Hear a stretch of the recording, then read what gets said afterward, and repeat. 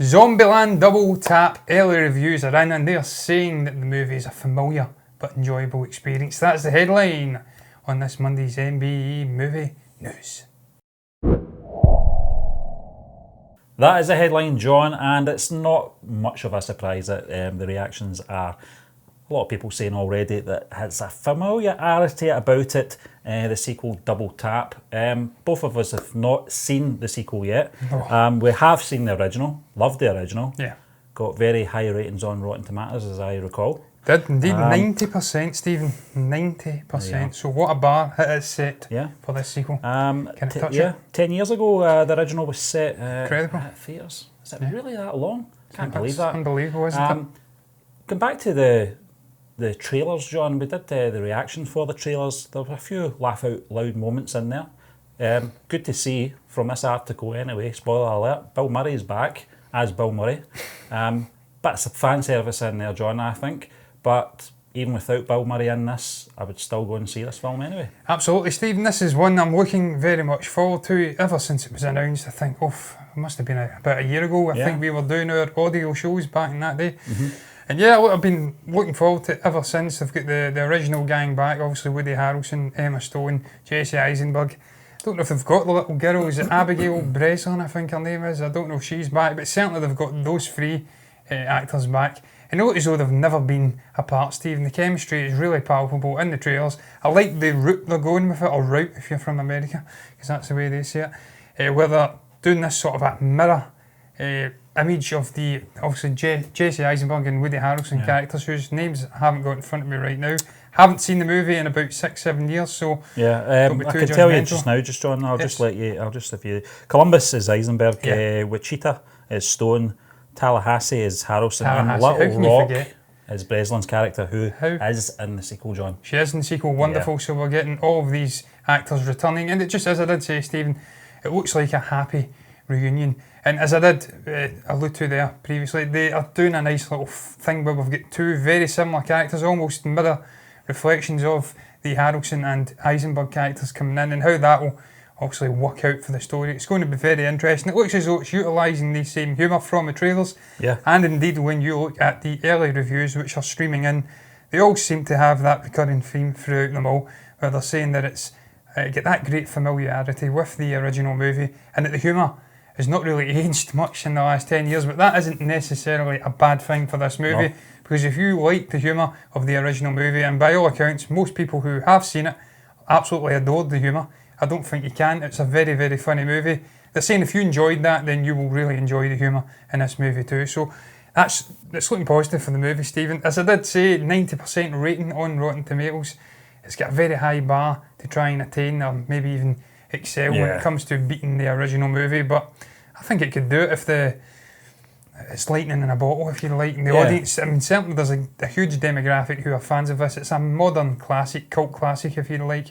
And if they all come out and they support it with their boots, and then there's good word of mouth, I see no reason why this movie can't get perhaps a higher rating and be a real box office success. It's always a catch-22 situation, John, when you get a successful original movie. Studio are somewhat, I don't know if pressured's the right word, but they feel inclined that they have to make a sequel, you know. This is 10 years on, so it's certainly not cashing in on the franchise, because they've done this sequel probably long ago. But it does put that pressure on any film after that successful original film, and then you've got the expectation levels as well from all angles. You know, will it proceed? You know, will it succeed? The original movie. I don't think it's going to reach those heights, John. I think this film actually took a lot of people by surprise on its release. I certainly recall my expectations of the film. I said to you earlier, my first experience of this film was actually not in the cinema or on Blu-ray release or anything like that. It was actually on Netflix. I was going through a bit of a Jesse Eisenberg marathon. Social Network was in there, Adventureland, etc. And I came across this film, thoroughly enjoyed it. Took me by surprise because I did think it was going to be possibly a bit of a retelling of Shaun of the Dead, that type of storyline, that kind of humour and all that. I was wrong. Woody Harrelson in this film, like most of his films, he carries it well. he just oozes class in any film he's in, any character he's playing. Jesse Eisenberg, Emma Stone, you throw they two in there as well. What a cast, you know. And then when you get Bill Murray popping up, which took me by surprise. Bill Murray's a funny man in the sense that you don't know how to take him in a film. No. In this one, he plays a sort of slanted version of himself, and what happens to him in the film, it was hilarious. It was. So it's going to be very interesting to see. I don't expect him to have a major role in this. I think it might even be a shorter sort of role than he got in the first film. Maybe a flashback, Stephen, because as we did find out, he obviously got killed in the original movie. If you've not seen it, then where have you been for the last 10 years? Yeah. I'm not even going to apologise for spoiling that scene. He is dead, so it could be a flashback, who knows? Or it could be perhaps a mirror. Maybe he's a zombie. Yeah, maybe he's a zombie, or he's some sort of long-lost identical twin who's hovering around, and that would fit in with what they're doing with, as I says, those two similar characters to Eisenberg and Harrison. Stephen, you're absolutely right about Woody. This guy is just, he's almost got a figure of fun image, and people perhaps are inclined to not take him serious as an actor, but as we've seen time and again, he's a very accomplished actor. He's just dead chill off the screen, and obviously likes smoking the hash and whatnot, and there's nothing wrong with that. But when it comes to being on the screen, he really does bring his A-game 9 times out of 10. He was one of the standouts in the original movie, just that side plot of him going in search for a much vaunted, I think it was a Twinkie bar, is that right? The infamous Twinkie, yeah. And he, of course, I think he finds a whole van of them at the end. So things ended well for him there. I've still not tried one of them, John. I've still never tried one. Apparently very chewy. Yeah. So I would love to get my hands on them. But look, you're right about Eisenberg as well. And Stephen, by all accounts, looking through the reviews, the two newcomers, Rosario Dawson and I think it's Zoe Dutch, are two really strong additions to the cast as well. They come in. Luke Wilson as well. Luke Wilson as well, yeah. But apparently Dutch is the real standout. She steals nearly every scene as Madison. Obviously that blonde, and she's playing like the dumb blonde role. The reaction we did, John, So apparently she's a real standout. So all in all, they brought back the original cast. It's a strong cast to begin with. They look as though the chemistry is still there that we really enjoyed from the original movie. They've added a couple of really strong additions. The story looks interesting. Certainly they wouldn't have did it, as you did say, Stephen, 10 years has passed.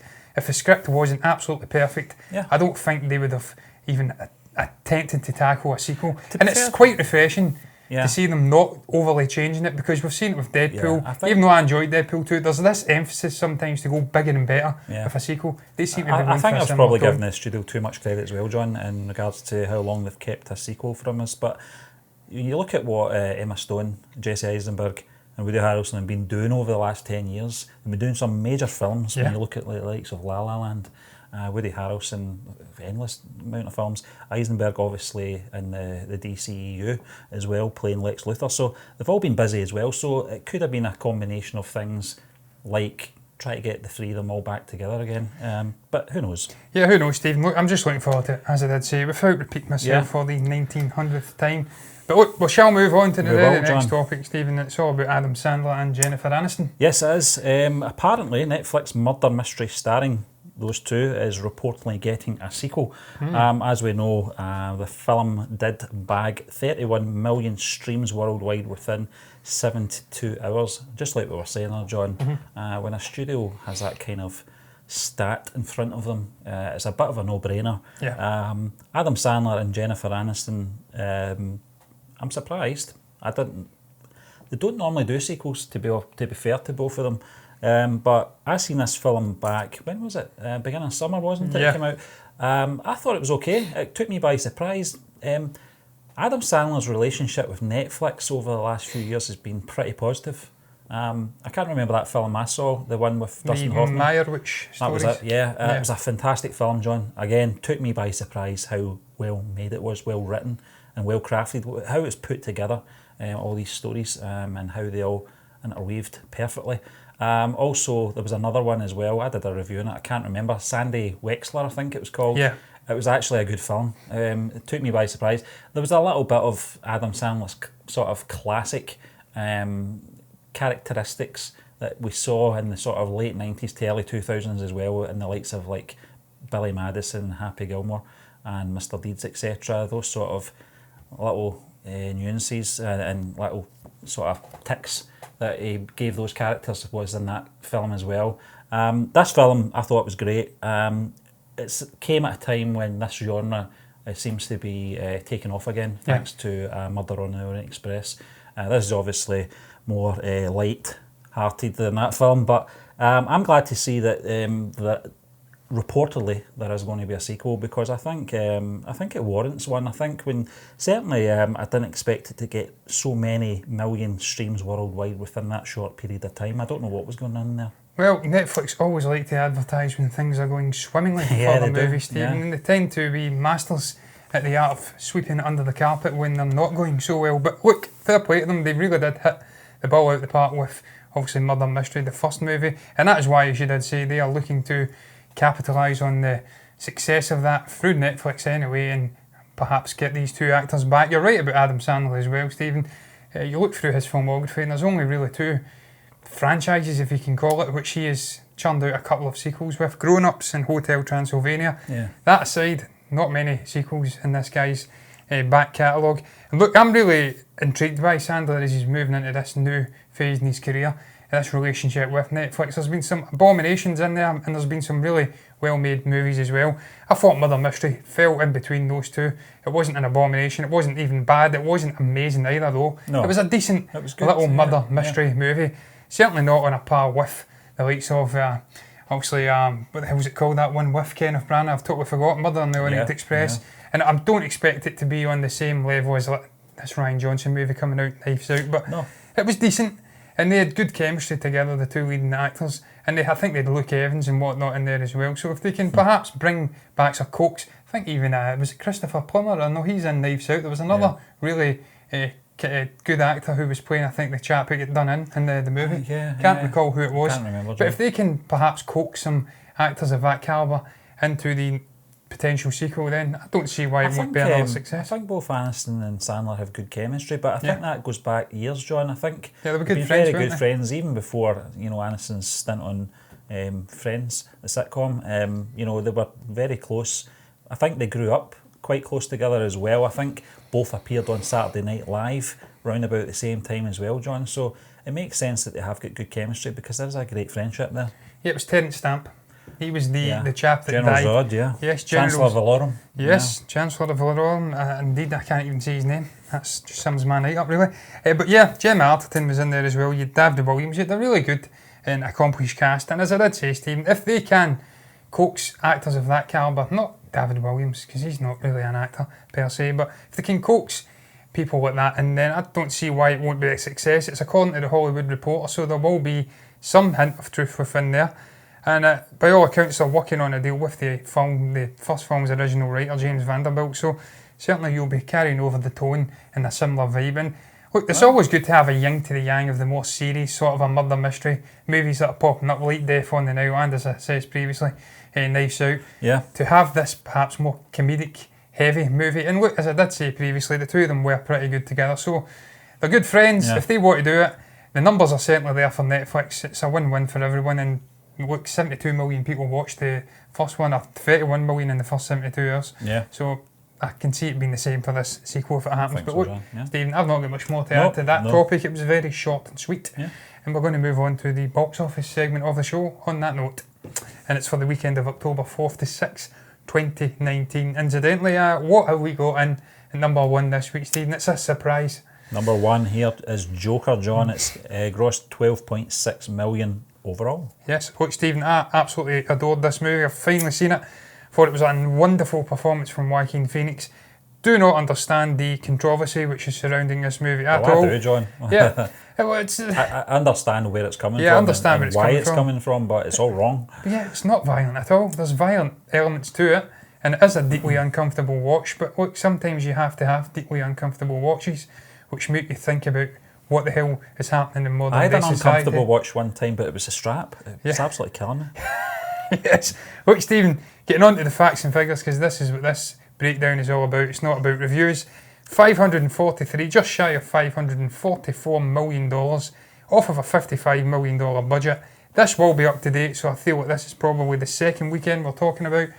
Over $500 million already. That is a monumental success for Warner Brothers. Joaquin Phoenix and it was Todd Phillips was it directed it. So hats off to him. And hats off to him sticking the finger up to all the critics. There's already sort of rumblings about a sequel. I think Joaquin Phoenix has sort of dropped a few grenades in the room and ran out. And Jared Leto's got his I've read about that as well, John, but I think, we're going to be talking about, obviously, the film more in depth on the blog rundown in a week's time, a week and Thursday's time. But at this point and at this stage, John, when this show goes out, I would have seen the film anyway, so it's probably coming at around about a good time. But we'll move on to number 2 this week. It's Judy in its first week. It's grossed 2.1 million overall. Yeah, Stephen, this is the Renée Zellweger-led Judy Garland biopic movie. We reacted to one trailer. A long time ago. It was a good couple of months back, I think. I really liked the look of it. I thought it was quite authentic looking, the period piece. She looked fantastic as Judy. In terms of the actual numbers, it doesn't seem to be having an overly wide release. It's released in the States and by all accounts here, and it's grossed just under $15 million in the States. And as you did say, it's coming in at number 2 with £2.1 million here, so probably about $17–18 million. Can't imagine it had a massive budget, didn't look that big in its scale, so I think that'll probably just about sneak over the line. This is probably them trying to maybe tease a little Oscar bait performance out of Renée Zellweger. But if it was her doing the singing in that trailer, John, I think she might be worthy of one, but the singing was absolutely fantastic. But number 3 this week, it's Downton Abbey in its 4th week. It's grossed 1.5 million over the weekend, 23.1 million overall. Blows me away, Stephen. 23.1 million for an adaptation. Or as a UK audience, John, so a spin-off for a TV show.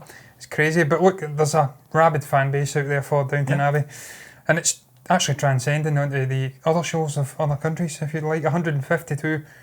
Just under $152.7 million worldwide. It is not going to have a massive budget, I can't imagine, and that is a really big success, and it'll perhaps tease another sequel to this movie, if you'd like. Maybe they'll bring all these actors back. Perhaps. Lord knows, I don't care. Number 4 this week, it's Hustlers in its 4th week. It's grossed £600,000 over the weekend, £6.2 million overall. Yeah, Stephen, this is the Cardi B biopic. I'm not going to speak about it again. I say the same thing every week, really. It's $20 million production budget, $121.6 million worldwide. Very successful performance for the movie, and it's doing really well here as well. £6.2 million is not to be laughed at all. No, certainly not. It's coming in at number 5 is Astra in its 3rd week. Grossed £500,000 over the weekend, £5.6 million overall. Yes, also the James Gray, Brad Pitt movie, Stephen, with a couple of other notable names in there, most notably Tommy Lee Jones and Donald Sutherland. It's a fantastic movie, I enjoyed it. Another great addition to a decade's worth of great space movies we've seen with the likes of The Martian, Gravity and obviously Interstellar. I really enjoyed it, $120.3 million worldwide. It's doing pretty damn decent. Don't know what the budget information is, Box Office Mojo aren't giving me it, but £5.6 million for a space odyssey movie, which is very drama driven and getting mixed response in the United Kingdom. It's pretty decent, I'd say. It's one of those, I think we talked about this when the Ryan Gosling film came out. First Man came out. Our audiences over here don't seem to be as enthusiastic about the space race, etc. You know, the whole sort of backstory to that and anything involving, obviously space trips and stuff like that. This is, as you said, it's more drama driven. I think the actual, situation of being in space, etc., is really just the sort of... It's just a happy coincidence, really. Yeah, so I don't expect it to perform well over here anyway, John, more so over in the US. But we'll move on to number 6 this week in the box office. It's The Lion King in its 12th week. Now, it seems a lot longer than that. It's grossed £400,000 over the weekend, 75.1 million overall. Stephen, I have to check the top 10 in the United Kingdom's all-time grossings. That must be sneaking up there. I think it's crazy. It's just behind. I can't remember what film it's behind now, John, but it's. I think it's going to overtake it. It's going to slot into number 5 or 6. There you go, within overall, the top 10. Yeah. Well, it'll probably be a Bond movie round about there. I think the Bond movies dominate the top 10 mentally. I think we only have one MCU movie in the top 10, which is obviously Endgame. Yeah. So yeah, it's doing magnificently all over the place, Stephen. For a movie which was deemed hollow and soulless, I really enjoyed it. I watched it opening night. It's nearly hitting the middle of the road between 1.6 and 1.7 billion worldwide. It's an incredible performance for this movie to be creeping up towards $2 billion. It's not going to hit $2 billion, but $260 million budget. Hats off to Jon Favreau and the likes of Donald Glover, Beyonce and whatnot, and obviously the great James Earl Jones coming back to play Mufasa. I'm glad it's a success. I thought it was a wonderfully crafted movie for the visuals alone. Certainly was, John. But we'll move on to number 7 this week. It's It Chapter 2 in its 5th week. It's grossed £400,000 over the weekend, 18.5 million overall. Yeah, Stephen, also the sequel to the very successful It Chapter 1, if you'd like, or just It, Andy Muschietti, Bill Skarsgård. I've really enjoyed it as well. I've seen it twice.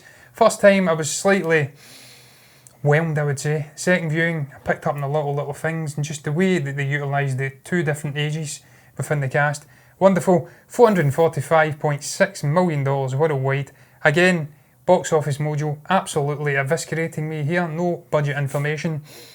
Can't tell you how it's performing. Don't want to share their info, yeah. But it will be a success, no doubt. And for a 3-hour movie, that is remarkable. Yeah, if they're talking about prequels, then it's done nothing wrong as far as I'm concerned. Coming in at number 8 this week, and its first week, John, it's an Indian release. It's called War, and it's grossed £300,000 overall. Yeah, you're right, Stephen. It is an Indian release, and that's probably all I can say about the movie. Stole your thunder there, John. Yeah, you stole my thunder, yes. $2.8 million it's had a release in the States. And then if you marry that with its performance here of just under £500,000, it's not too bad for an Indian release. They never seem to give us the figures from the actual Indian subcontinent, so we can't really speak about how it's performing there, which is a real shame, because I'd love to see... unless we do an Indian box office. Yeah, that would be strange, because we've never really seen many Indian films. I can't speak for you, I haven't seen many. But look, I wonder if it's about Pakistan and Kashmir.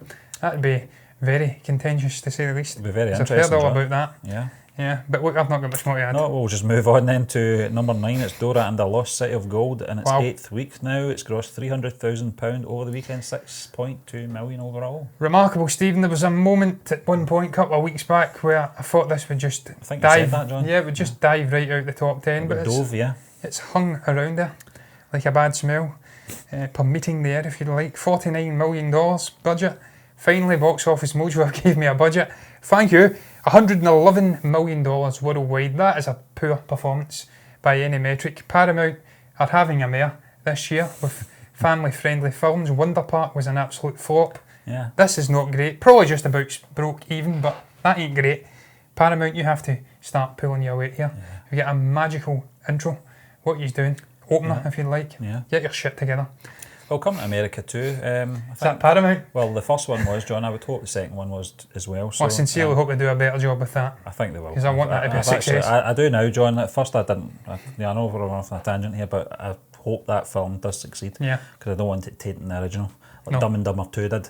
But listen, we will move on to the final film in this week's box office. It is Ready or Not, in its second week now. It's grossed £300,000 over the weekend, 1.6 million overall. Yeah, Stephen, incredible. This has dropped all the way down to number 10 in its second weekend, which is a real shame, because I really did enjoy it. I actually watched Chris Stuckman's review of it, and he echoed many of my sentiments. He really enjoyed it as well. Just a silly movie, really. Glad to see he's agreeing with you, John. Yeah, I agree with Chris. I'll swap that around. He's the guy of authority on YouTube. And I usually take what that man says with great... How shall I put it? I don't know. He speaks sense, and he agrees with me, and I agree with him. It's a great little movie. Sad to see that it's not doing so well here, but as we've said time and again, horror-heavy genre movies don't seem to transcend well to the British shores. It's a strange one. It is. Considering we invented the Hammer horrors. Yeah, it's crazy. But look, it's not halted its success worldwide. $6 million budget, $50.4 million worldwide. That is a success for the Fox Searchlight studio. If they can last the decade with Disney, then they'll be doing good. Wonderful studio, and this was another great little movie from them. We'll get Jojo Rabbit coming up shortly as well. But look, I've not got much more to add on that note. That's going to round up the discussion of this week's box office, and indeed today's movie news. What did you make of the topics we spoke about today? Are you looking forward to Zombieland Double Tap? What did you make of the early reviews? Are you put off by the familiarity and the similar comedic tone? What the hell do you make about Murder Mystery getting a potential sequel on Netflix? Do you care? Are you whelmed, underwhelmed, or just whelmed? Let us know in the comments section if you have anything to say. Like the video if you've enjoyed it. Subscribe to the channel if you're enjoying the content. And me and Stephen will be back tomorrow with MBE Heroes.